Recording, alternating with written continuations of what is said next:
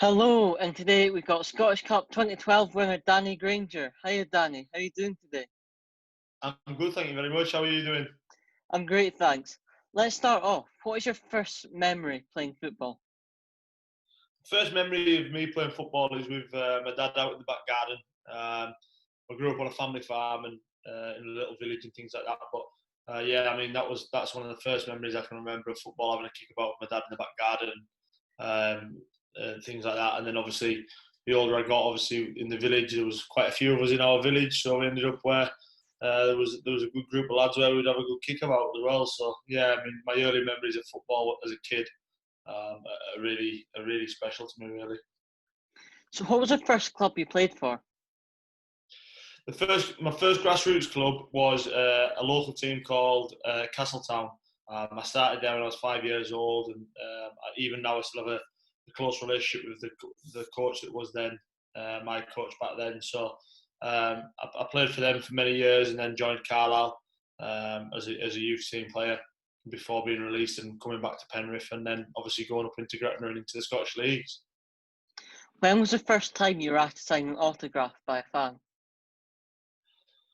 Um, I don't know. It was quite probably when I was at Gretna. Obviously we didn't have many fans when we were at Gretna, but it was quite a close knit club that we had, and we had a good relationship with the fans, and the kids would come in. But obviously I was still quite young then, so the first real time I can really remember is when I went to Dundee United. It was a big change for me going from a small club like Gretna to going to somewhere like Dundee United, and I can remember going out into the town one night with a few of the lads, and there was me, John Daly, Noel Hunt, Craig Conway, Willow Flood, Sean Dillon. We all got on really well, and we went out into Dundee one night, and I can remember people coming up asking me for a picture and things like that, and that was the first time that it had ever happened to me, things like that. So it was quite a bit of a culture shock for me, and then obviously I sort of got used to it and things like that. But no, I mean, I can't remember when the actual first time was, but I can remember obviously the realisation of when I signed for Dundee United and how big a club and things like that it was. Was that the first time you realised that Dundee United were like a big club that you were getting noticed out in the streets, or did you know that before? I think I knew it was a big club. I didn't realise that. Obviously, when I was at Gretna and things like that, it was very very different. Obviously, we only had 400-500 fans at games, and it was very very different. I loved my time at Gretna, and obviously, if it wasn't for them, I probably wouldn't have had the career that I had. So, but when I left Gretna, I realised how big teams in the Scottish Premiership were, like Dundee United, teams that I played for, St Johnstone Hearts, St Mirren, things like that, because it meant so much to them because it was the Premier League. I'm not saying it doesn't mean anything different, but the publicised, the way the club was publicised, obviously you were national press and things like that, and that was a big shock for me coming from Gretna. But when I was signed at Dundee United, as soon as I turned up, walked through the doors, and you see all the pictures on the wall, you see the size of the stadium, you do your research before you sign for a club, and you realise how big a club it is, and the privilege it was for playing for them. So you mentioned a few of the clubs you played for there. You must have played with so many different players, but who was the best teammate you had? So I've been very lucky. I've made a lot of in football. It's funny because when you're in a dressing room, you can be as close to everybody as you are, but you always walk away from a football club and you probably only talk to one or two out of every dressing room. I grew very close to a lot of players.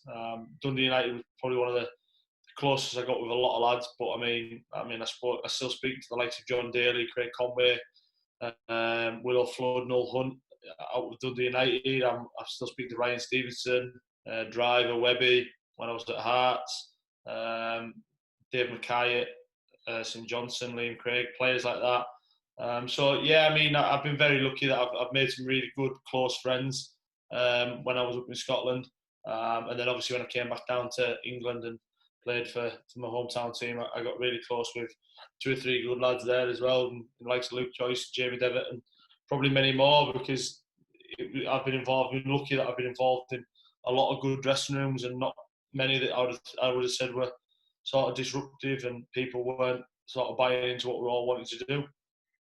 You've played in some great stadiums: Anfield, White Hart Lane, Hampden, Tynecastle. But what is the best stadium you've played in?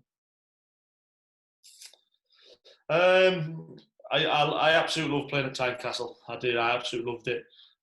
Even as an away player, I used to look forward to going there.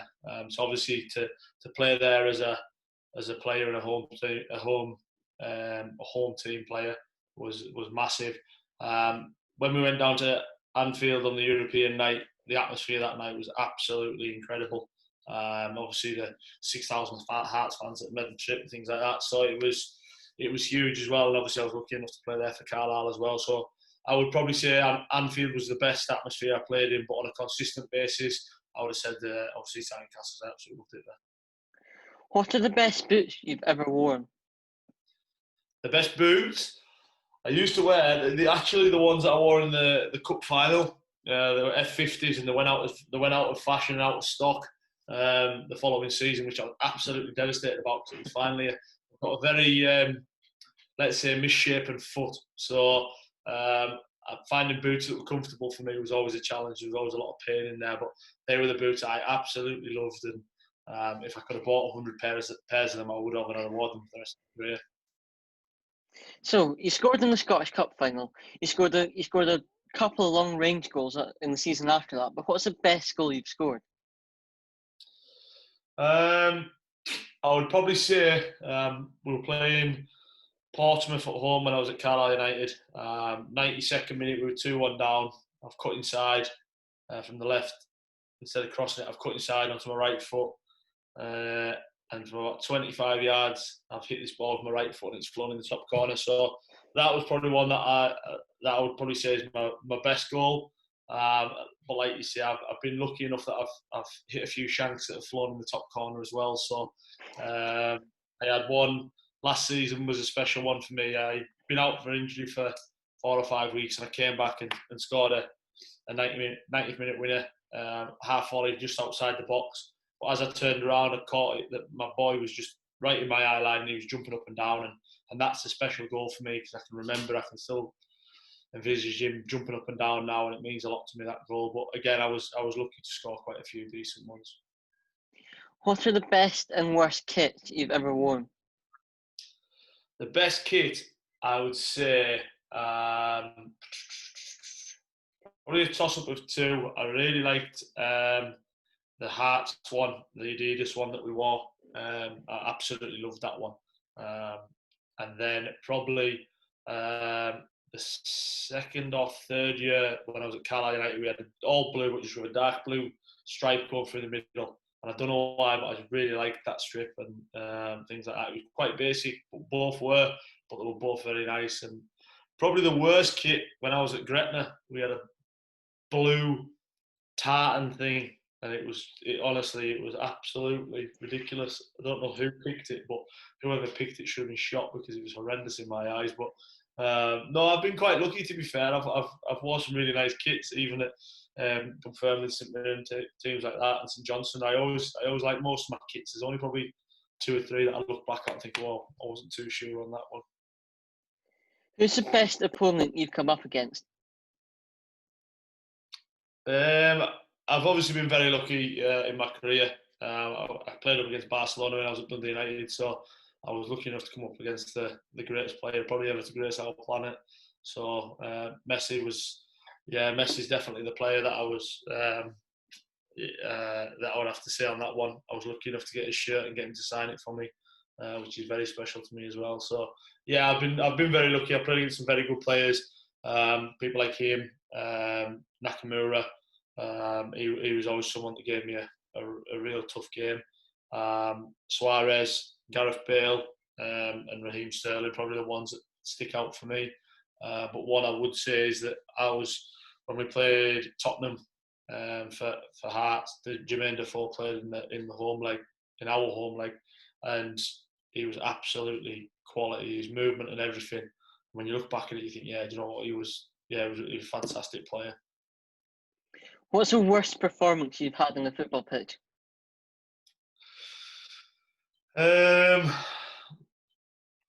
One game that sticks to mind, I was at St Johnstone and we played Motherwell away, and I was coming up against Chris Humphries, And me and Chris always had a good battle, and I still speak to him even now, to be fair. But we were playing St Johnstone, and he was absolutely terrorising me for about 20 minutes in the first.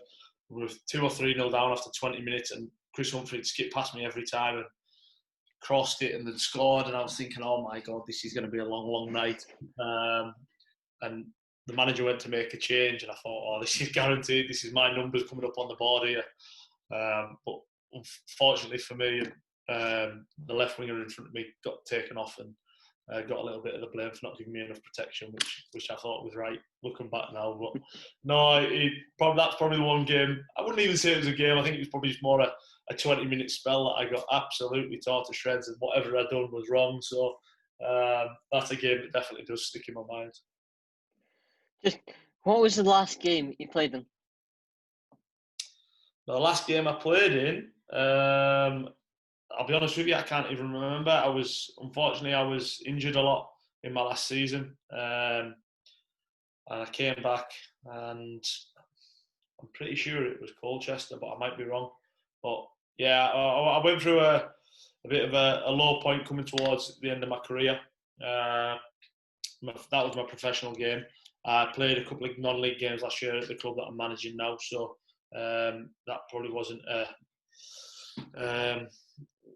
great for the boys to see me rolling back the years and putting the boots on. I think they'd rather see me sticking the boot out. But no, I had my last season of professional football was really frustrating, and I couldn't seem to do what I wanted to do. And every time I did, I just got a little niggle, and so I was very. I was downbeat on my last season of football because it was something that I've never really been bothered with, was my injuries. Just a final few quick fire ones.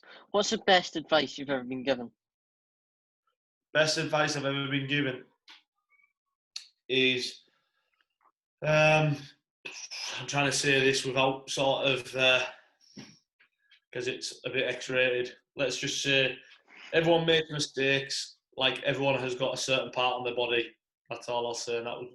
And it's just something that stuck in my mind, that in the early part of my career, I was very, very critical of myself. Very critical. Every mistake I overthought and over-egged and things like that. And I thought that every game I played should have been the perfect game, which is never going to happen. And that's even now something when I'm coaching, and I coach kids from 7, 8-year-old right the way through to the first team with us, or lads that I've played with that I still speak to now.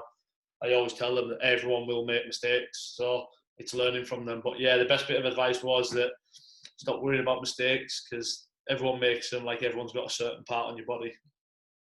And just finally, when was the last time you had to pay for a ticket to go to a football match?